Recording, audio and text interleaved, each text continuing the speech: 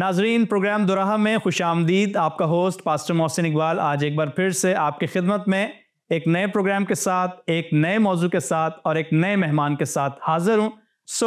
آج کا جو موضوع ہے یہ بڑا خاص ہے، میں چاہوں گا کہ آپ اس کو اپنے پاس نوٹ کریں۔ ہم بات کریں گے خدا معجزات کیوں کرتا ہے، اس پر ہم بات کریں گے، اور اس پر بات کرنے کے لیے آج اسٹوڈیو میں خدا کے خادم پاسٹر سیمسن جونز صاحب موجود ہیں۔ میں آپ کے ساتھ مل کر خدا کے خادم کو خوش آمدید کہتا ہوں۔ آپ نے اس بات کو ضروری سمجھا ہے کہ اس پر بات کی جائے، تو میں آپ کا نہایت شکر گزار ہوں کہ آپ کے توسط سے میں بھی وہ چیزیں جو میں نے پڑھ رکھی ہیں میں لوگوں تک پہنچا سکوں۔ آپ کا بھی بہت شکریہ پروگرام میں آنے کے لیے اور اس خوبصورت موضوع پر بات کرنے کے لیے۔ پاسٹر جی، آپ سے میرا پہلا سوال یہ ہوگا کہ خدا معجزہ کیوں کرتا ہے؟ آپ دیکھیں کہ خدا جب اس دنیا کا خالق ہے تو ہم اس بات کو تو تسلیم کرتے ہیں کہ وہ قادر مطلق ہے، وہ جو چاہے سو کر سکتا ہے، لیکن خدا کے ہاں بھی کچھ اصول پائے جاتے ہیں، اور وہ ان اصولوں کے خلاف اور ان باتوں کے خلاف جو خدا نے مقرر کر رکھی ہیں اس کے خلاف نہیں جاتا۔ لیکن اس کے باوجود ہمیں خدا مداخلت کرتا ہوا، اس دنیا میں مداخلت کرتا ہوا دکھائی دیتا ہے۔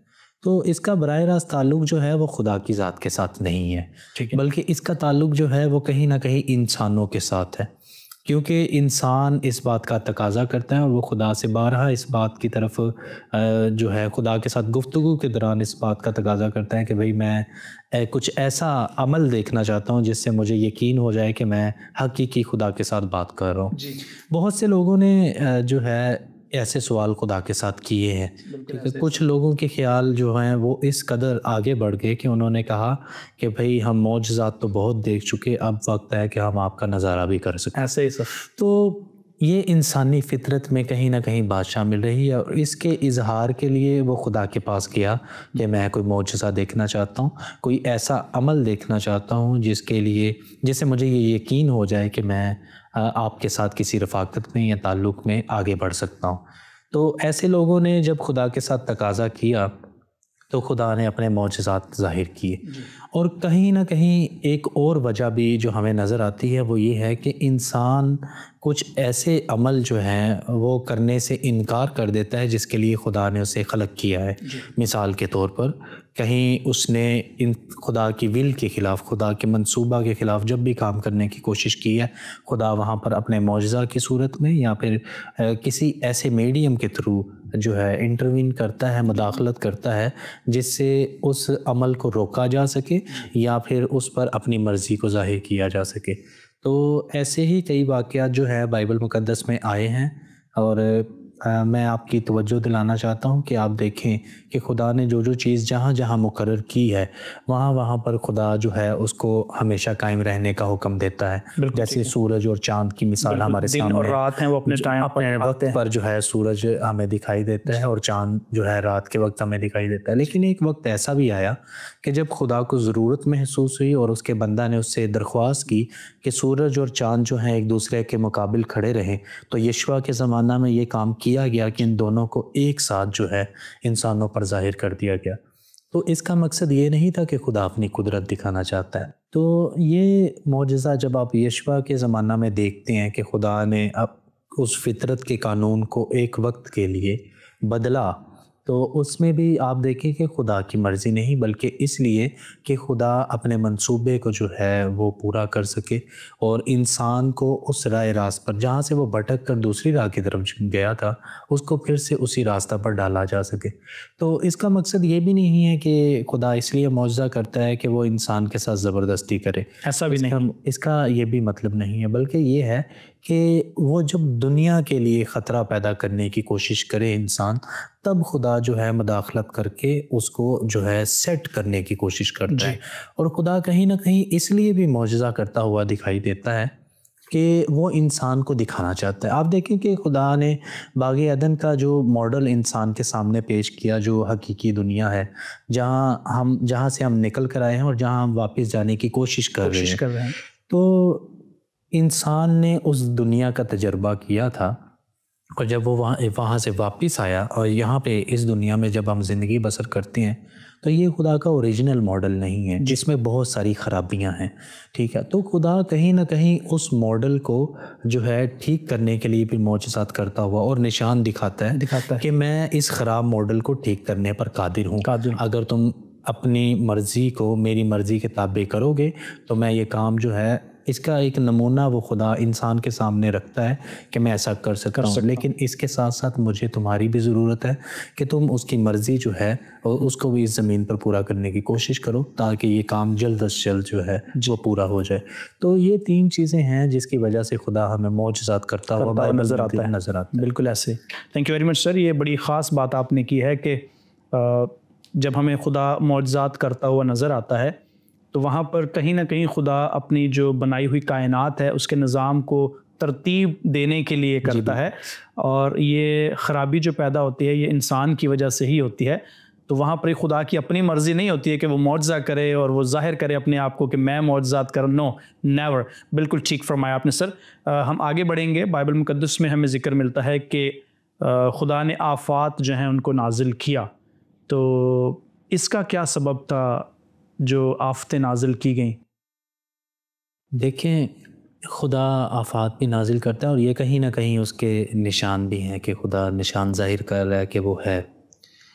لیکن خدا کو یہ ظاہر کرنے کی ضرورت بھی نہیں ہے, اور بائبل مقدس اس کے لیے بڑا واضح موقف رکھتی ہے کہ خدا کہتا ہے کہ بلکہ خدا نے اپنے نبیوں کے وسیلہ سے یہ ہمیں کلام جو ہے سپرد کیا, اور اس میں ہمیں بارہا اس بات کا ذکر ملتا ہے کہ کائنات کی طرف آپ اپنی نظر دوڑا کر دیکھیں.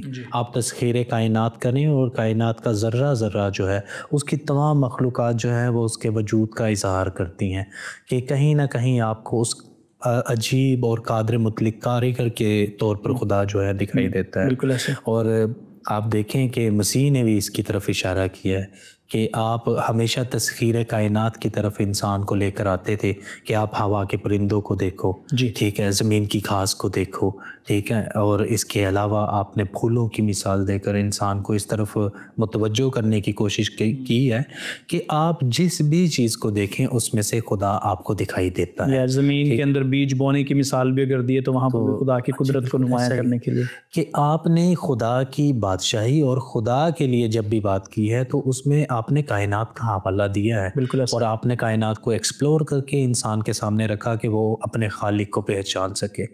تو اسی طرح ہمیں جو ہے زبور نویس بھی اس پر بات کرتا ہوا دکھائی دیتا ہے کہ اس کی تمام جو کاریگریاں ہیں وہ اس کے وجود کا جو ہے اظہار کرتی ہیں. لیکن آپ دیکھیں کہ اس زمانہ میں بھی ایسے لوگ تھے جو خدا کے وجود کے منکر تھے. وہ یہ سمجھتے تھے کہ کوئی خدا نہیں.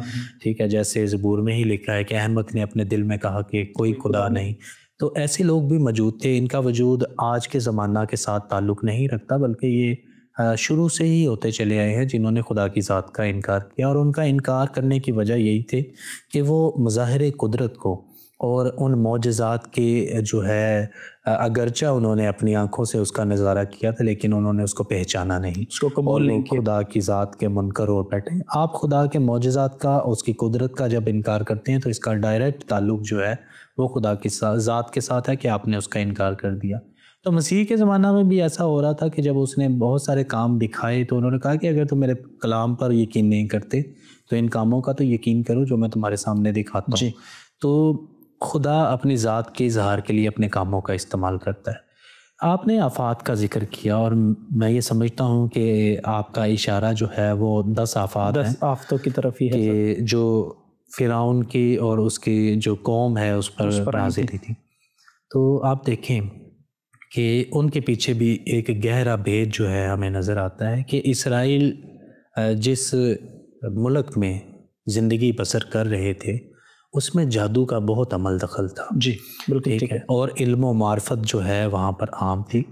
لوگ ایسی چیزوں پر اپنے جو ہے توجہ کرتے تھے اور ایسے علوم کو سیکھنے کی طرف جو ہے ہمیشہ کوشاں رہتے تھے کہ ایسے علوم ہمیں پتہ ہونا چاہیے. جادوگری اور پھر آپ دیکھیں کہ نبوت جو مختلف میڈیمز کا استعمال کرتے ہوئے وہ کیا کرتے تھے وہ بھی ہمیں دکھائی دیتی ہے. تو 400 سال کی غلامی کے دوران آپ دیکھیں کہ ہم اس خطے میں 70 برس کی سے زندگی بسر کر رہے ہیں یا 80 برس ہونے کو ہیں ہمیں. تو کہیں نہ کہیں ہماری جو ویلیوز ہیں جو ہماری سوشل نارمز ہیں ان میں وہ چیزیں داخل ہو جاتی ہیں، جہاں جس قوم کے ساتھ ہم زندگی بسر کرتے ہیں اس کے مطابق ہمارے رہنے سہنے کے جو طور طریقے ہیں وہ بھی بدلتے ہیں۔ تو بنی اسرائیل 400 سال سے اس قوم کے ساتھ زندگی بسر کر رہے تھے، تو ان کی بہت ساری تعلیمات جو ہیں وہ کہیں نہ کہیں چونکہ ان کا واسطہ پڑتا تھا تو وہ اس طریقے سے زندگی بسر کر رہے تھے۔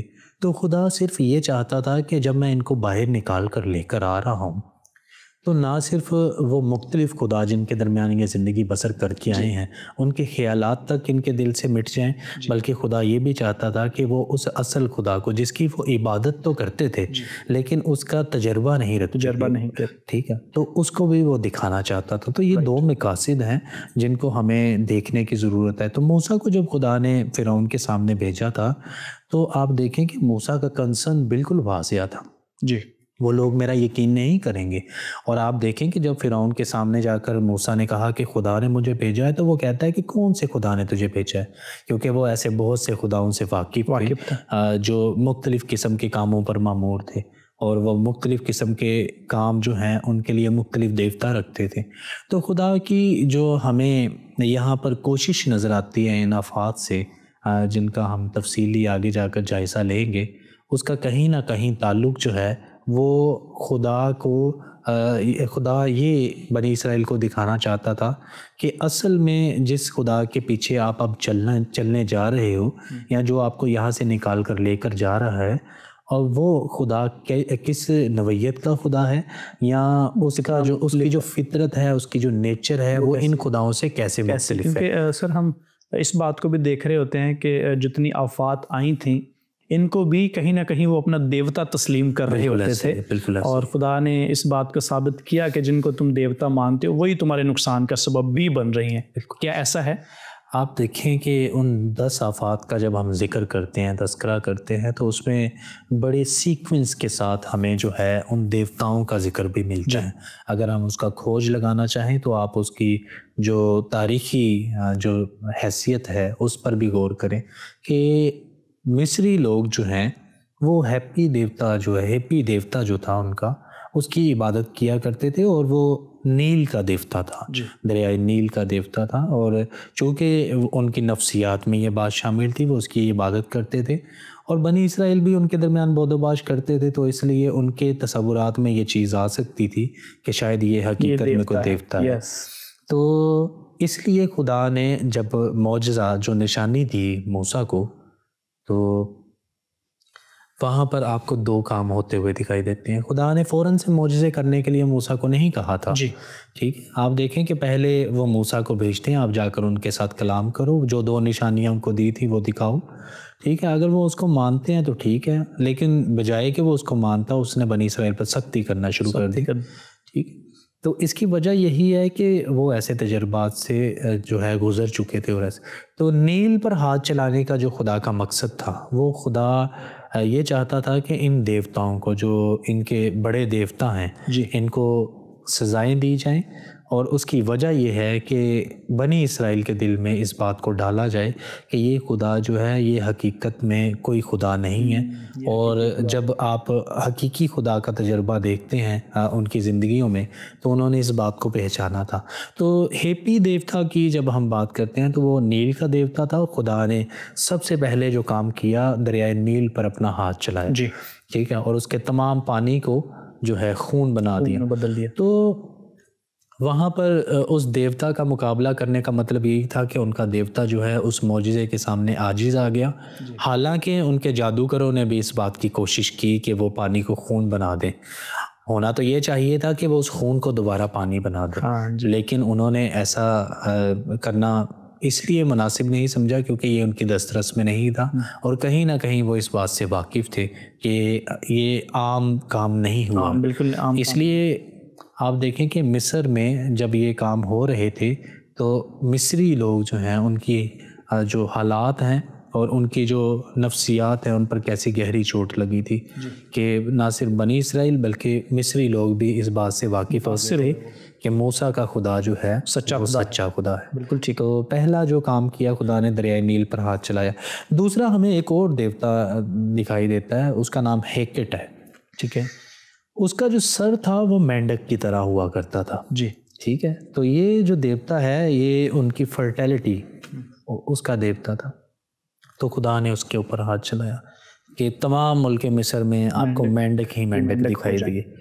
تو وہاں پر اس کا جو دوسرا دیوتا تھا فرعون، جس کی پرستش کیا کرتا تھا، جن کی پوجا کیا کرتے تھے، وہ بری طرح ہمیں ناکام ہوتا ہوا نظر آ رہا تھا کہ انہوں نے جن دیوتاؤں کے اوپر اپنی نگاہیں لگائی ہوئی تھی وہ اب دیکھیں آہستہ آہستہ ان کو آپ ناکام ہوتا ہوا دیکھتے ہیں. بائبل مقدس کو جب آپ اس طرح سے پڑھتے ہیں تو آپ کو ان کی تھیالوجی سے واقفیت ہوتی ہے. آپ دیکھیں کہ انگریزی میں جب ہم اس کی ٹرانسلیشن پڑھتے ہیں تو انہوں نے کہا ہے کہ وہ جیلس گاڈ ہے، کیونکہ ان کے ہاں شاید غیرت کا جو نظریہ ہے، چونکہ ہم ایشیائی لوگ ہیں تو ہمارے اندر جو ہے یہ غیرت کا جذبہ جو ہے یہ بھی پایا جاتا ہے، اور اس غیرت کا تعلق جو ہے وہ شادی سے تشبیہ دی گئی ہے اس کو، کہ جیسے شوہر اپنی بیوی کے لیے غیرت رکھتا ہے ویسے خدا جو ہے اپنے قوم کے لیے، اپنے لوگوں کے لیے غیرت رکھتا ہے، کہ جیسے وہ جنجلاتا ہے اگر اس کی بیوی کسی غیر مرد کے ساتھ تعلق بنائے، اسی طرح اس کے لوگ، خدا کے لوگ جب کسی غیر معبود کی طرف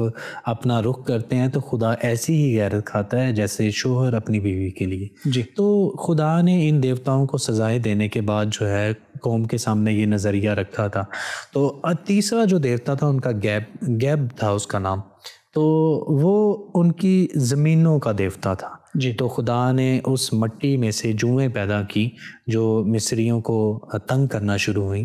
تو آپ دیکھیں چوتھا دیوتا جو ان کا کھیپری جس کا نام تھا، کہ وہ اس کا سر جو ہے وہ مکھی کی طرح ہوا کرتا تھا. تو خدا نے وہاں پر مکھیوں کے ذریعہ سے جو ہے مصریوں کو سزا دی، اور ملک مصر میں مکھیاں ہی مکھیاں ہمیں دکھائی دیتی ہیں. تو یہ ان کے چوتھے دیوتا کو بھی خدا نے سزا دے کر اس بات کو واضح کیا ہے کہ خدا ان تمام دیوتاؤں کے اوپر جو ہے، جیسے ہم دیکھتے ہیں کہ وہ تمام معبودوں کے اوپر معبود ہیں. جی. ٹھیک ہے. تو ہمیں اس نظریے کا یہاں پر جو ہے اس کی وضاحت ملتی ہے کہ یہ کوئی زبانی جمع خرچ نہیں ہے، بلکہ یہ جو ہے آپ دیکھیں کہ ایک جنگ کی حالت سے بنی اسرائیل جب نکل کر آ رہے تھے تب ان کو اس بات کا جو ہے اندازہ ہوا کہ خدا الہوں کا الہ ہے، مطلب وہ معبودوں کا معبود ہے. ٹھیک ہے. اور وہ تمام معبودوں پر جو ہے زبردست ہے، اور اس کا کوئی نعم البدل ہمیں کوئی نظر نہیں آتا. تو ان حالات سے جب آپ گزرتے ہیں تو آپ دیکھیں کہ بنی اسرائیل چونکہ ان کے درمیان میں زندگی بسر کر رہے تھے تو ان کے لیے یہ جاننا بہت ضروری تھا کہ غیر معبود جو ہیں ان کے جو دیوتا ہیں اور جو خدا جو ان کو ملک مصر سے لے کر جا رہا ہے اس میں کیا فرق ہوگا. تو یہ ان کا فرق تھا جس کو وہ سمجھنا، ان کو سمجھانا بہت ضروری تھا. اس لیے خدا پہ در پہ ان پر آفات دکھائی دیتا ہے کہ نازل کر رہا ہے. جی بالکل سر، بڑی ڈیٹیل سے اس پر جو ہے گفتگو ہماری جاری ہے کہ خدا نے جتنی بھی آفات وہاں پر نازل کی، اور ایک وقت ہمیں ملتا ہے کہ خدا نے کہا کہ میں نے ہی فرعون کے دل کو بھی سخت کیا ہوا ہے، یہ بھی وہاں پر ہمیں ذکر ملتا ہے. سو ہم تھوڑا سا آگے بڑھتے ہیں سر. آج ہم بات کر رہے ہیں کہ خدا معجزات کیوں کرتا ہے.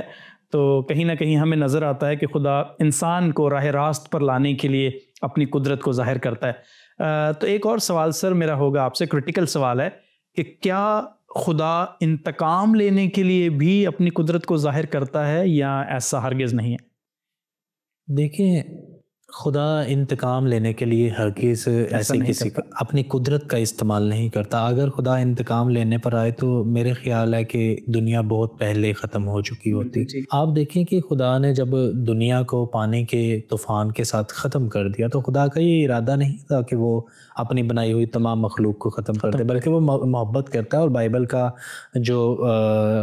جو تعلیم ہے وہ بالکل واضح ہے کہ خدا کسی گناہ گار کی ہلاکت نہیں چاہتا بلکہ توبہ تک نوبت لانا چاہتا ہے. تو یہ ایک ایسی نسل پیدا ہوئی جس نے خدا کے اس اوریجنل ماڈل کے خلاف جا کر کام کرنے شروع کیے. ٹھیک ہے. تو اس لیے خدا نے مداخلت کر کے اس تمام نسل کو جو کہ دنیا کے وجود کے لیے خطرہ تھی اس کو ختم کر دیا.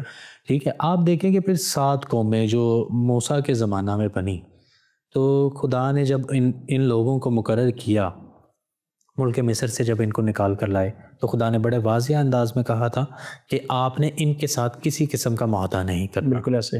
اور اس کی وجہ کیا ہے کہ یہ لوگ جو ہیں یہ دنیا کے امن و آرام کے لیے خطرہ تھے، اس لیے ان کو مکمل طور پر بالکل ایسا ہی، ٹھیک ہے، کہ ان کو ختم کرنے کے لیے ان کے ساتھ کسی قسم کا معاہدہ کرنے کا جو ہے خدا نے اجازت نہیں دی تھی۔ ساؤل نے ایک زمانہ میں جب ان کے ساتھ معاہدہ کیا تو خدا نے اسے بھی اس لیے اس کے منصب سے ہٹا دیا کیونکہ خدا کی مرضی کے خلاف اس نے کام کیا تھا۔ تو یہ جو مداخلت ہے یہ اس لیے نہیں ہے کہ خدا انتقام لینا چاہتا ہے، یہ مداخلت اس لیے ہے کہ دنیا کا امن اور آرام جو ہے وہ بالکل ایسے ہی چلتا رہے جیسا ہمیشہ سے چلتا ہے۔ گو کہ خدا اس ماڈل کو بھی بدلنا چاہتا ہے، لیکن اس بگڑی ہوئی صورت کو بھی مزید بگاڑنے والے لوگوں کو جو ہے وہ اجازت نہیں دیتا خدا کہ آپ بالکل ہی اس کے اب جو موجودہ آرام اور چین جو اس دنیا کو میسر ہے آپ اس کو ختم کر دیں۔ جی، تو ان حالات میں خدا جو ہے ہمیں مداخلت کرتا دکھائی دیتا ہے، ادروائز اس کا مقصد کبھی بھی یہ نہیں رہا اپنا روپ ڈالنا نہیں آتا ہے کہ وہ آپ دیکھیں کہ خدا نے بارہا بلکہ مسیح نے بھی اس کا ذکر کیا ہے کہ وہ اپنے سورج کو نیک اور بد دونوں پر چمکاتا ہے، یہ اس کی محبت ہے، لازوال محبت ہے۔ تو خدا اگر انتقام لینے پر آئے تو وہ کہہ سکتا ہے کوئی بھی نہ بچے، پھر بالکل ایسا ہی ہے کہ میں اس سے فلاں شخص پر اپنے سورج کی روشنی نہیں پہنچنے دوں، لیکن خدا ایسا نہیں کرتا۔ تو اس کے جو اصول ہیں، اس کا جو ایک نظام ہے جو وہ بنایا ہوا ہے، اس میں انتقام نام کا کوئی لفظ نہیں ہے۔ بالکل ٹھیک ہے، لیکن وہ ان لوگوں کو اجازت بھی نہیں دیتا جو اس کی ول کے خلاف یا اس کے اوریجنل ماڈل کے خلاف یا اس انتظام کے خلاف جا کر بات کرے۔ آپ سر بات کر رہے ہیں کہ خدا کا جو اوریجنل ماڈل ہے جب بھی انسان اس کے خلاف جاتا ہے تو پھر خدا کو مداخلت کرنا پڑتی ہے۔ اگر ہم پیدائش کی کتاب میں ہی دوبارہ جائیں تو وہاں پر بھی پہلے باب میں ہی ہمیں ذکر ملتا ہے کہ خدا نے جب پودوں کو تخلیق کیا یا انسان کو تخلیق کیا تو وہاں پر ایک لفظ ہمیں ملتا ہے کہ یہ سب جو جاندار ہیں یہ اپنی اپنی جنس کے موافق بڑھیں۔ جی بالکل ایسا ہے، اپنی اپنی یعنی کہ آن کائنڈ تھی، یعنی کہ اپنی اپنے جنس کے موافق بڑھیں۔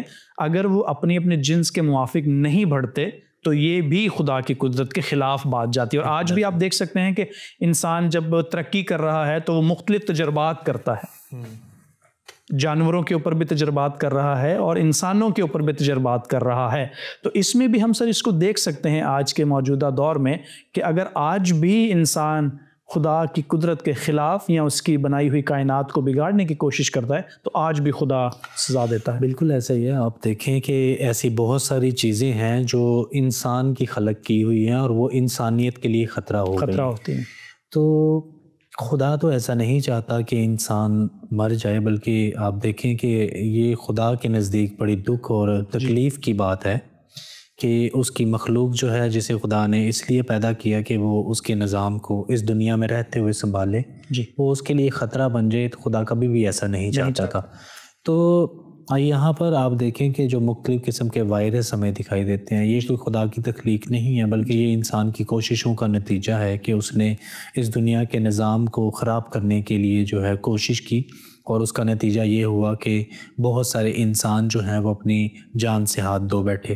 بالکل۔ تو اب جو مختلف قوموں میں جو بلکہ بنی اسرائیل کی ہی ہم بات کرتے ہیں تو وہاں پر بھی آپ دیکھیں کہ ایک آفت ہمیں دکھائی دیتی ہے جب ایک شخص نے خدا کے اس حکم کے خلاف جا کر کسی عورت کو جو کہ غیر قوم سے تعلق رکھتی تھی اسے خدا کی جماعت میں لے کر آیا اور اسے شادی کر لی۔ تو اس کی وجہ سے آپ دیکھیں کہ پوری قوم میں ایک آفت جو ہے وہ ہمیں دکھائی دیتی ہے۔ تو یہ خدائی ماڈل نہیں ہے۔ بالکل ٹھیک ہے کہ خدا اس لیے نہیں آفتیں نازل کر رہا کہ وہ انتقام لینا چاہتا ہے، ایسا ہرگز نہیں۔ تو ہاں کئی لوگ یہ بھی کہتے ہیں کہ خدا بدلہ لیتا ہے، تو خدا ایسے تو بدلہ نہیں لیتا کہ وہ آپ کے اوپر جو ہے اینٹیں پھینک رہا ہے آسمان پر سے ایسا کچھ۔ اس کا مطلب یہی ہے کہ آپ جس قسم کا ماحول پیدا کرتے ہیں، ٹھیک ہے، مطلب آپ نے دنیا کا ماحول جیسے خراب کر رکھا ہے، پھر وہ ماحول جو ہے وہ آپ کے لیے خطرہ بننا شروع ہو جاتا ہے۔ یہی جو صورتحال ہے وہ وہاں پر بھی تھی، مصر میں بھی۔ آپ دیکھیں کہ وہاں پر ایک ہمیں اور دیوتا را نظر آتا ہے جو سورج کا دیوتا تھا۔ تو خدا نے جب اس پر ہاتھ ڈالا تو تمام جو ملک کی مصر ہے اس پر اندھیرا چھا گیا۔ ٹھیک ہے، پھر فرعون ان کا سب سے بڑا دیوتا سمجھا جاتا تھا، وہ کہتے تھے کہ فرعون بھی دیوتا ہے، تو خدا نے فرعون کے بیٹے کو مار دیا۔ ٹھیک ہے، تو خدا وہاں پر بدلہ لیتا ہوا، تو انتقام لیتا ہوا، بلکہ صرف اس لیے کہ خدا اپنے لوگوں پر یہ ظاہر کرنا چاہتا ہے کہ اگر آپ اس قسم کے کام کریں گے تو اس کے نتائج جو ہیں وہ انسانیت کے لیے خطرے کا باعث ہو سکتے ہیں. جی ٹھیک ہے. تو جو خدا آپ کو ملک مصر سے نکال کر لے کر آ رہا ہے اور نئے عہد نامے کا جو تصور ہمیں ملتا ہے، آپ مسیح کے زمانہ میں جب آتے ہیں تو آفات سے بالکل ایک فرق نظریہ جو ہے بائبل مقدس ہمیں دکھائی دیتی ہے کہ خدا محبت کا خدا ہے. خدا کبھی بھی اس قسم کی بات نہیں کرتا کہ میں کسی سے انتقام لینا چاہتا ہوں، بلکہ آپ دیکھیں کہ خدا نے تو انسان کی جو ہے نجات کی خاطر جی اپنے بیٹے کو اس لیے بھیجا تاکہ دنیا جو ہے وہ سزا کی مستحق نہ رہے. ٹھیک ہے. بلکہ وہ صرف اسی بات کی مستحق ہے کہ اس پر رحم کیا جائے. جی بالکل ایسے. تو خدا نے اپنے ارادہ کو بڑے واضح انداز کے ساتھ پیش کر دیا. تو خدا جن صورتحال میں معجزات کرتا ہے، اور جن معجزات ہم شروع والی بات ہوئی اس کو دیکھتے ہیں کہ خدا اس لیے معجزے نہیں کرتا کہ اس کو معجزات کرنے کی ضرورت ہے، کیونکہ ساری مخلوقات اس کی طرف اشارہ کرتی ہیں کہ ان کا کوئی خالق موجود ہے. ٹھیک ہے. اور مسیح کی آپ دیکھیں منسٹری میں بھی آپ معجزات، مسیح جتنے معجزات کرتے دکھائی دیتے ہیں ہمیں کوئی دنیا میں اور دکھائی نہیں دیتا. بالکل ٹھیک ہے. تو وہاں پر بھی جو معجزات ہیں ان کا تعلق جو ہے وہ انسانیت کے ساتھ، انسانیت کی بھلائی کے لیے تھا. ہاں. اپنے لیے تو کوئی معجزہ آپ دیکھیے کہ مسیح کو جب کہا گیا کہ آپ پتھروں سے کہیں کہ روٹیاں بن جائیں تو بن سکتی تھی، لیکن وہ نہیں بناتا. ٹھیک ہے. اپنی ذات کے لیے جیسا آپ نے ابھی کہا کہ اس نے کہا کہ 12 من فرشتے ابھی آ سکتے ہیں، لیکن انہوں نے ایسا کیا نہیں. ٹھیک ہے. جب وہ یہودی کہہ رہے تھے بھائی سلیب سے اتر آ، تو وہ اتر سکتا تھا لیکن آئے نہیں. جی. تو یہ سب کچھ خدا کر سکتا ہے لیکن وہ کرتا نہیں کیونکہ وہ انسان سے محبت. بالکل ایسے. تھینک یو ویری مچ سر. بڑی خوبصورت باتیں آج کے پروگرام میں بھی اس حوالے سے ہوئی ہیں کہ ہم بات کر رہے تھے کہ خدا معجزات کیوں کرتا ہے یا کیوں وہ اپنی قدرت کو انسان پر ظاہر کرتا ہے. تو اس کا لب لباب جو تھا وہ سارے ڈسکشن کا، آج کے ساری گفتگو کا یہی تھا کہ خدا چاہتا ہے کہ انسان راہ راست پر آئے اور اس کی بنائی ہوئی جو کائنات ہے اس کو کبھی بھی خراب نہ کرے. اس پر ہم نے ڈیٹیل سے آج جو ہے وہ گفتگو کی ہے. میں خدا کے خادم پاسٹر سیمسن جون صاحب کا بھی شکر گزار ہوں کہ آج کا جو پروگرام ہے آپ نے ہمارے ساتھ کیا، اور بہت سارے ناظرین جو آج کے پروگرام کو سن رہے تھے. میں ایمان رکھتا ہوں کہ آپ نے بہت ساری علمی باتوں کو جو ہے وہ نوٹ کیا ہے، اور آپ نے آفات کے حوالے سے بھی آج سیکھا ہوگا کہ کس طرح سے خدا نے جب آفتیں نازل کی ہیں تو یہ اس نے اپنی مرضی سے نہیں کی تھی، بلکہ وہ انسان کو ان سے کچھ سکھانا چاہتا تھا. تو اگر آپ کا کوئی سوال ہوگا اس سے ریلیٹڈ تو آپ ضرور اسکرین پر دیے ہوئے نمبرز پر آپ ہم سے رابطہ کر سکتے ہیں. اگلے پروگرام تک کے لیے آپ ہمیں اجازت دیجیے گا. خدا حافظ.